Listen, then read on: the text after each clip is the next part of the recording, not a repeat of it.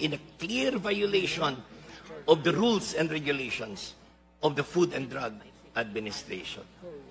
Nakakatakot ito, Mr. Secretary, because BAI is given the false sense of security na yung vaccine na ginagamit nyo ngayon is safe and efficacious when in fact it has a potential risk of mutation because hindi na establish ng FDA natin based on the data provided by the manufacturer. Mr. Secretary, we're dealing with live virus, live attenuated, and it has a potential risk of mutation. Katulad ng COVID-19, nakikita nyo how many hundreds or thousands of strains that came out from the original strain of COVID-19. Because that's a natural character of the virus for self-preservation. Nandito ang direktor ng Center for Drug Research and Regulation, and I will ask her now to affirm the statements made by the two vets expert yesterday, Dr. Chester and Dr. Ferry of the Center for Drug Research and Regulation. Director Matienzo of the FDA, can you confirm, as what our vet experts said in yesterday's hearing, that they recommended the disapproval of this ASF vaccine? Good morning, honorable chairs. Actually,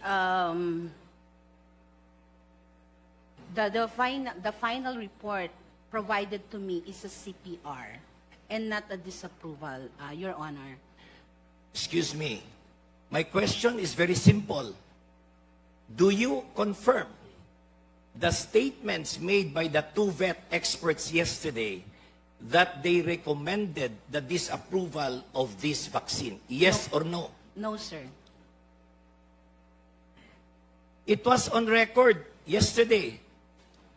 It is in the record of Congress, in the Joint Committee. We can ask for the transcript today. May I ask the committee secretary of the Trade and the Health to give us a transcript today? The two vet experts yesterday confirmed that they recommended the disapproval of this vaccine, meaning to say, they recommended the non-issuance of the certificate of product registration because they realized, they discovered that the data required to meet the safety, efficacy, and quality standards were all unsatisfactory. And yet, you, being the CDRR head, signed the CPR. I have the copy of the CPR, Mr. Chairman. Yes, Your Honor. Actually, the recommendation forwarded to me is not a disapproval, but a copy of certificate of product registration. That's the reason why I signed the CPR. As of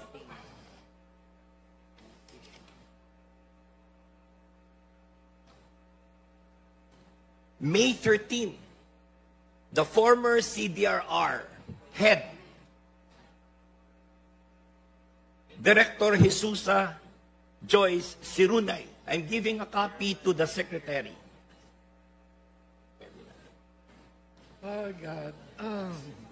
It enumerated the basis for the disapproval. These are all scientific bases.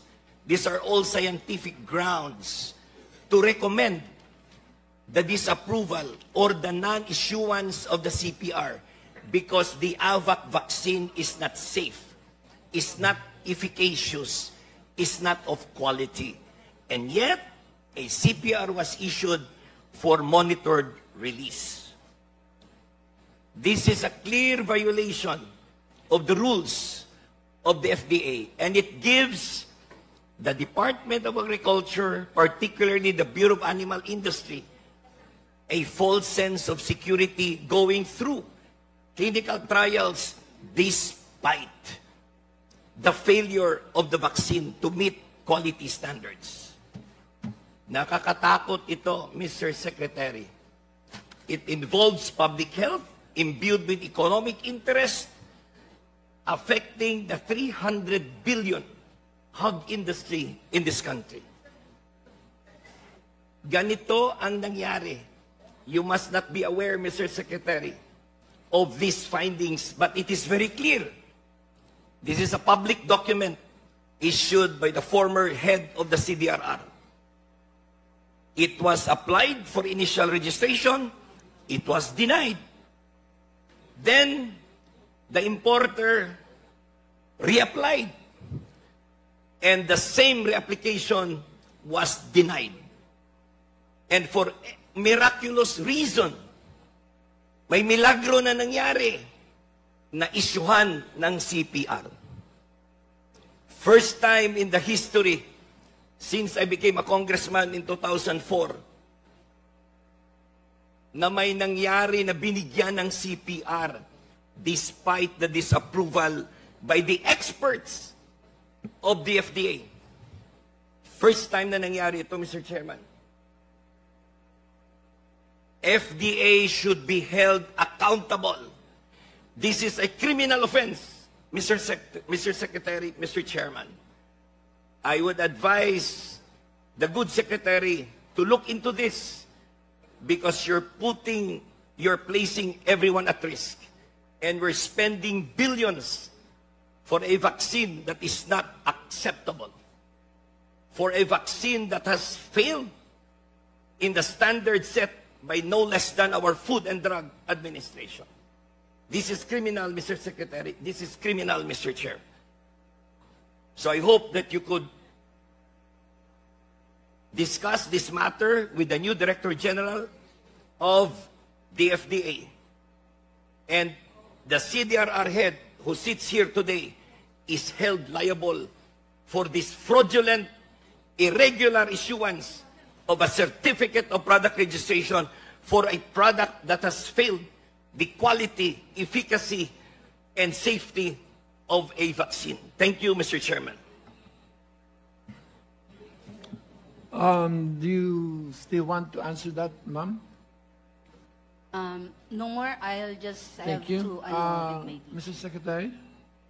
Mr. Chair, I'd just like to inform the body that kanina ko lang nalaman itong sitwasyon na to because of yesterday's hearing, no?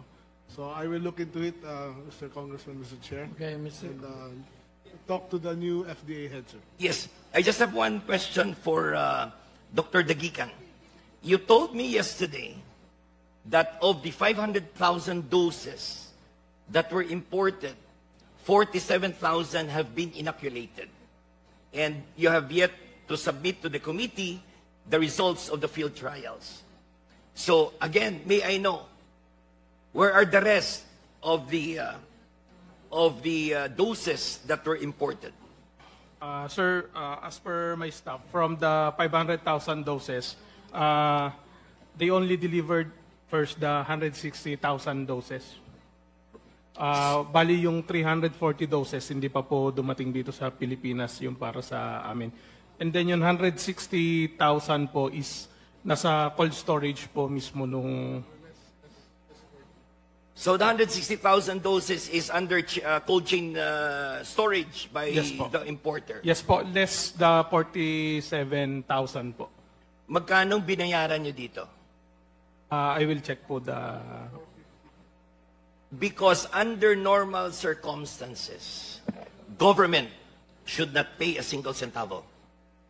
Because it is the responsibility of the registrant to undertake the clinical trials at its own expense. You should not be paying a single peso to have the clinical trial conducted. Responsibilidad po yan ng registrant. Siya ang magbabayad sa clinical research, siya magbabayad ng lahat ng expenses to conduct the clinical trial. DA and BAI should not be spending a single cent. Because if you do, that is irregular